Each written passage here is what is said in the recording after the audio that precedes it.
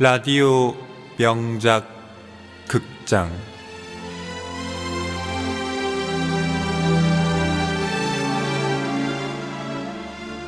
우리들의 일그러진 영웅. 이문열 작, 박정석 연출. 네 번째.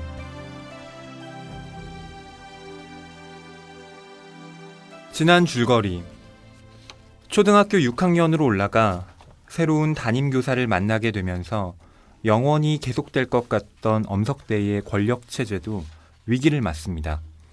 5학년 담임교사와 달리 6학년 담임교사는 엄석대의 행위를 너그럽게 보아넘기지 않습니다. 그는 엄석대가 급장 선거에서 압도적인 표차로 당선되는 것도 이상하게 생각합니다. 그로부터 얼마 지나지 않아 엄석대가 결정적으로 몰락하게 되는 사건이 일어나는데요. 그것은 바로 엄석대를 위해 공부를 잘하는 학생들이 돌아가면서 시험 답안지를 바꿔치기 했다는 사실이 담임교사에게 들통난 것입니다. 담임교사의 추궁에 반 학생들은 시험 답안지 바꿔치기뿐 아니라 엄석대의 모든 잘못을 공개적으로 성토하는데요. 그것을 가만히 듣고 있던 엄석대는 학교를 뛰쳐나가 버립니다. 그리고 그는 다시는 학교로 돌아오지 않습니다.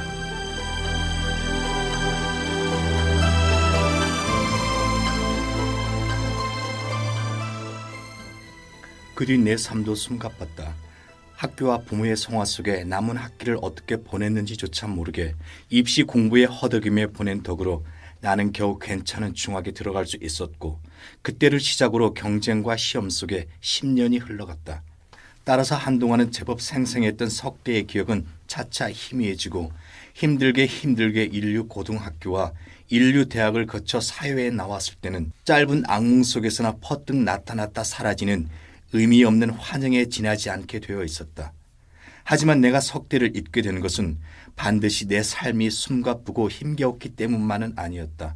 그보다는 그동안의 내 환경이 그 시절을 상기시킬 요소가 거의 없었다. 인류와 인류, 모범생과 모범생의 집단을 거쳐 자라가는 동안 나는 두 번 다시 그 같은 억눌림 또는 가치 박탈의 체험을 안 해도 좋았기 때문이었다. 재능과 노력, 특히 정신적인 능력과 학문에 대한 천착의 깊이로 모든 서열이 정해지고 자율과 합리에 지배되는 곳들만을 지나와 그때까지도 석대는 여전히 부정의 이미지로 묻혀 있을 수밖에 없었다. 그러다가 석대가 다시 내 의식의 표면으로 떠오르기 시작한 것은 군대를 거쳐 사회에 나온 내가 한 10년 가까이 생활의 진창에 짓이겨진 뒤였다. 처음 인류학교 출신답게 대기업에 들어갔던 나는 이태 만에 모래 위에 세운 궁궐같이만 느껴지던 그곳을 떠나 고급 세일즈로 재출발했다. 근무하기에 자유롭지도 않고 경영이 합리적이지도 않으며 성장 과정조차 정의롭지 못한 집단 속에서 젊음과 재능을 낭비하고 싶지 않아서였다. 나는 머지않아 닥쳐올 세일즈맨의 시대를 꿈꾸며 3년 가까이 이 나라의 대기업들이 만든 갖가지 허위와 과대 선전에 찬 상품들을 열심히 팔았다. 약품과 보험과 자동차의 상품 카탈로그를 한 가방 넣어 뛰어다니는 사이에 이 나라의 70년대 후반과 내 청춘의 끄트머리가 함께 지나갔다. 그리하여 결국 이 나라의 세일즈맨은 그 자체가 한 고객에 지나지 않거나 기껏해야 내구 연한이 2년을 넘지 않는 대기업의 일회용 소모품에 지나지 않음을 깨달았을 때는 벌써 30대도 중반으로 접어든 흡수룩한 가장이 되어 있었다. 나는 그제서야 놀라 주위를 돌아보았다. 모래 위에 궁궐같이만 느껴지던 대기업은 점점 번창하기만 했고 거기 남아있던 옛 동료들은 계장으로 과장으로 올라가 반짝반짝 윤기가 돌았다. 어떤 동창은 부동산에 손을 대 벌써 건물 임대료만으로 골프장을 드나들고 있었고, 오포상인가 뭔가 하는 구멍가게를 열었던 친구는 용도가 가늠 안 가는 어떤 상품으로 떼돈을 움켜 거들먹거렸다. 군인이 된 줄 알았던 동창이 난데없이 중앙부처의 괜찮은 직급에 앉아 있었으며 재수마저 실패해 따라지 대학으로 낙착을 보았던 녀석은 어물쩍 미국 박사가 되어 제법 교수 티를 냈다. 나는 급했다. 그때 이미 내 관심은 그런 성공에 맞득지 못한 과정이나 그걸 가능하게 한 사회 구조가 아니라 그들이 누리고 있는 그 과일 쪽이었다.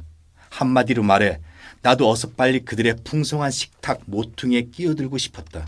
그러나 그 급함이 나를 한층 더 질퍽한 생활의 진창에다 패댕이를 쳤다. 겨우겨우 마련한 19평 아파트 팔고 이 돈 저 돈 마구 다지로 끌어대 버린 어떤 수상쩍은 모험 사업의 대리점은 잘 수습됐다는 게 나를 두 칸 전세방에 들어 앉은 실업자로 만들어 버리는 것으로 끝났다. 실업자가 되어 한 발 물러서서 보니 세상이 한층 잘 보였다. 내가 갑자기 낯선 이상한 곳으로 전학 온 듯한 느낌을 가지게 된 것은 그 무렵이었다. 그전 학교에서의 성적이나 거기서 빛났던 내 자랑은 아무런 소용이 없는 그들만의 질서로 다스려지는 어떤 가혹한 왕국에 내던져진 느낌. 그리고 거기서 엄석대는 아득한 과거로부터 되살아나왔다. 이런 세상이라면 석대는 어디선가 틀림없이 다시 급장이 되었을 것이다. 나는 그렇게 단정했다.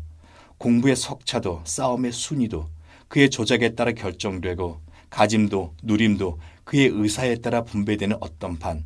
때론 나는 운 좋게 그 반을 찾아내 옛날처럼 석대의 곁에서 모든 걸 함께 누리는 꿈을 꾸다가 서운함 속에 깨어나기까지 했다. 다행히도 실제 세상은 그때 우리 반과 꼭 같지는 않아. 그래도 내가 인류 대학과 거기서 닦은 지식을 써주는 곳이 아직은 덜어 남아 있었다. 그 중에 내가 하나 찾아낸 곳이 사설 학원이었다. 그것도 꼭 옛날의 성적대로 되는 것은 아니고 뒤늦게 출발한 강사 생활이라 적응에는 고생은 좀 됐지만 어쨌든 나는 거기서 다시 아내와 아이들을 보살필 만한 수입을 벌어들일 수 있었다. 그리고 몇 달 지나지 않아서는 제법 내 집 마련의 꿈까지 키울 수 있을 만큼 살이는 펴졌다. 하지만 석대에 대한 나의 그런 단정은 조금도 변하지 않았다. 이따금씩 만나는 국민학교 동창들도 심심치 않게 그런 내 단정을 뒷받침해 주었다. 엄석대 그 친구 역시 물건이더구만. 그러나다 뒷좌석에 딱 젖히고 앉아가는 걸 봤지. 아이, 고향에 갔다가 엄석대 개 때문에 기분 꽉 잡쳤어. 고향 친구들 불러 술 한잔 하는데 온통 개 얘기뿐이더군.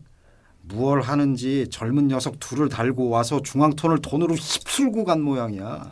녀석들은 감탄조로 그렇게 말했지만 나는 오히려 그들이 석대를 일부러 왜소하게 만들고 있다는 듯한 느낌마저 들었다.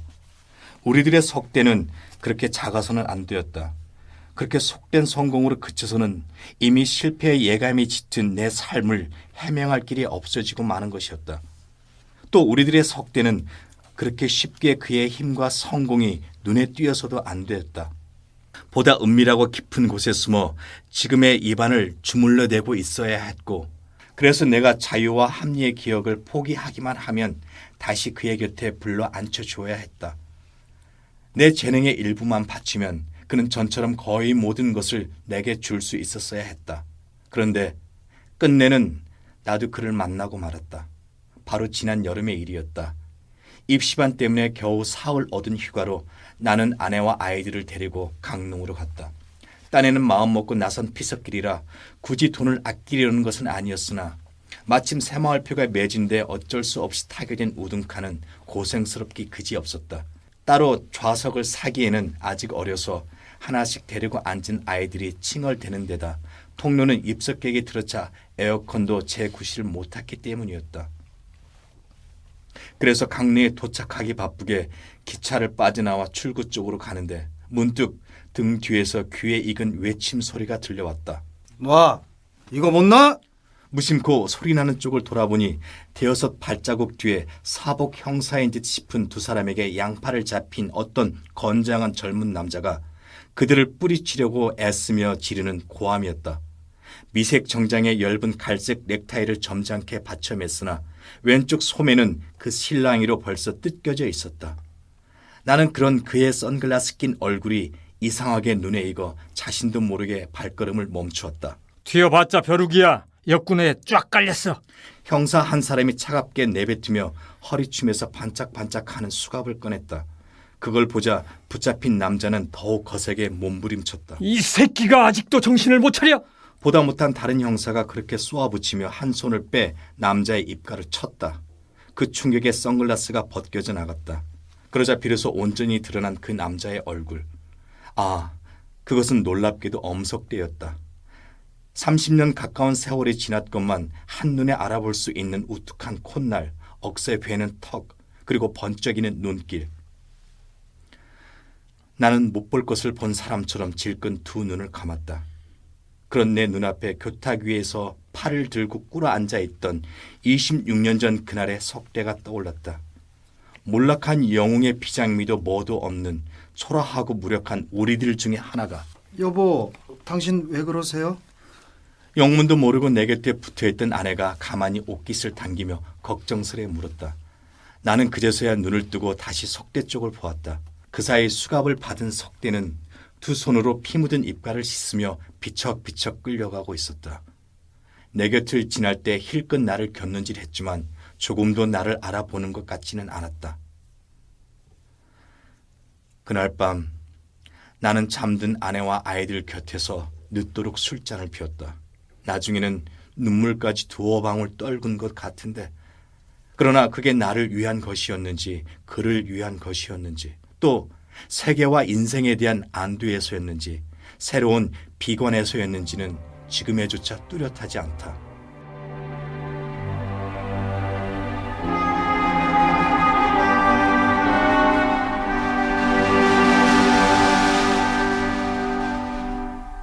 네, 오늘 우리들의 일그러진 영웅 낭독해 주신 배우분들 모시고 작품에 대한 이야기를 해보겠습니다. 오늘 열연해 주신 세 분의 배우는요. 선종남, 배수연, 성노진 선생님입니다. 네, 안녕하세요. 안녕하세요. 안녕하세요. 네. 우리들의 일그러진 영웅 1987년에 나온 작품인데요. 예전에 한 번씩은 다 읽어보셨고 또 오랜만에 이 작품 연습하시면서 보셨을 텐데요. 감회가 어떠셨을지 궁금합니다. 예, 먼저 선종남 선생님부터 말씀해 주시죠. 예. 전에 아무튼 소설로도 읽었었고 아무튼 공연으로도 봤었고 대학로에서 되게 히트했던 작품이어서 새롭게 보니까 정말 이게 87년도 그렇게 알고 있는데 정말 지금 보니까 뭐랄까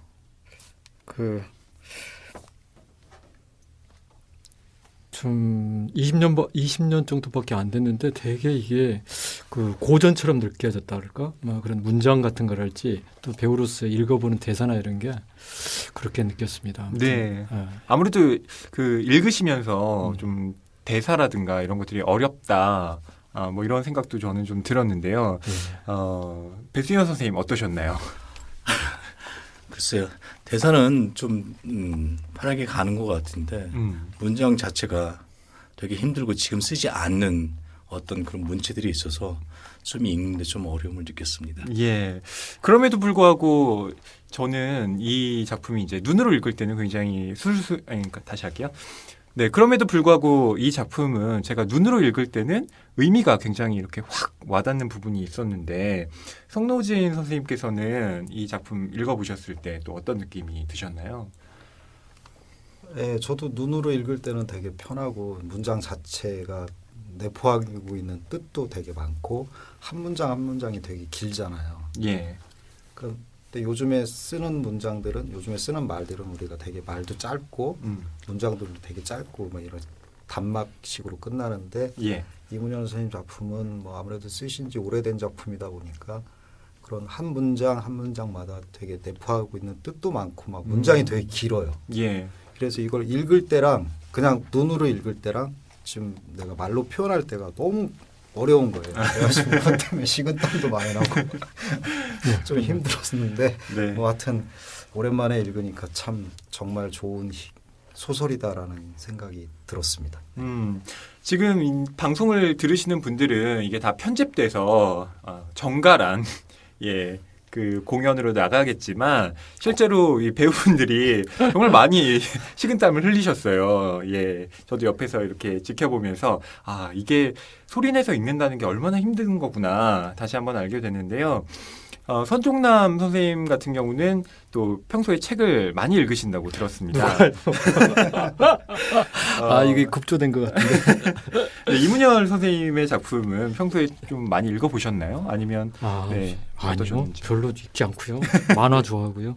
네, 아무튼 저 학교 다닐 적에는 뭐 영웅 시대나 그다음에 뭐 누구나 필수했던 뭐 그 젊은 날의 초상. 네. 그다음에 뭐 몇 개 읽었던 게 사람의 아들 뭐 이런 거 읽었고 단편집도 읽었던 기억이 납니다. 집에 아마 꽂혀져 있는데 먼지가 많이 있을 것 같아요. 근데, 아, 네, 예. 다시 누구나의 필독서라고 말씀하셨지만 사실 그 언급하신 책들이 그렇게 그 당시에도 뭐 웬만한 독자가 아니면 읽지 않았던 책인 것 같기도 한데 아니에요. 역시 다 읽었어요 그때 당시. 예. 요즘에 그 사람들이 뭐 책도 읽지 않는 시대다. 또 연극도 영화에 비해서 사람들이 또 많이 보지 않는 이런 시대인 것 같은데요. 배수연 선생님께서는 이 뭐 우리들의 일그러진 영웅이 영화로도 만들어졌고 또 연극으로 공연되기도 했는데 뭐 이런 시대의 풍조에 비춰서 이 작품을 또 어떻게 새롭게 읽으면 좋을지 예, 좀 여쭤보고 싶습니다. 글쎄요. 뭐 어떻게 새롭게 읽는다. 요즘 젊은 세대들은 그 70년대나 80년대 후반의 어떤 시대 정치를 잘 모르니까 뭐 그대로 해도 뭐 저는 많은 공감을 얻을 수 있지 않을까 그런 생각이 들고 또 지금의 현실에 맞게 또 재해석해서 공연이나 영화로 만들어도 그 많은 어떤 인기를 얻을 거라 생각이 듭니다. 예. 마지막으로 성노진 선생님께 네, 여쭤보려고 하는데요. 아까 이 작품에 문장을 읽으시면서 여러 가지 의미가 담겨 있다 이렇게 말씀을 하셨는데요. 성노진 선생님께서 생각하시기에 우리들의 일그러진 영웅이 지금 이 시대의 의미를 갖는다면 어떤 부분이 있을까 생각하시는 것들을 좀 듣고 싶습니다. 이게 작가가 30년이 지난 30년이죠? 예. 벌써 그렇게 거의 그 시점에서 옛날에 초등학교 때 있었던 일을 회상하면서 쓴 글이잖아요. 예. 근데 그 학교를 졸업하고 대학 졸업하고 사회에 적응해 가면서 취직을 하면서 뭐 가정도 꾸리고 이렇게 정신없이 몇십 년을 살다가 옛날을 회상하는 거잖아요. 네. 근데 사실 우리도 살다 보면은 현실에 치여서 과거를 돌아보지 않고 그냥 앞날만 생각하며 미래를 생각하며 앞으로 정진하면서 나가거든요. 근데 때로는 가끔 이렇게 옛날을 회상하면서 사는 삶도 참 좋지 않을까. 뭔가 의미가 있지 않을까라는 생각을 이 소설을 읽으면서 그런 생각을 했었습니다. 예. 이렇게 오늘 열연해 주신 배우분들께서 우리들의 일그러진 영웅에 대해서 또 좋은 말씀도 해주셨습니다. 네, 연기 하시느라 고생 많으셨고요. 앞으로 또 다른 자리에서 뵈면 좋겠습니다. 오늘 고생 많으셨습니다. 감사합니다. 즐거웠습니다. 수고하셨습니다.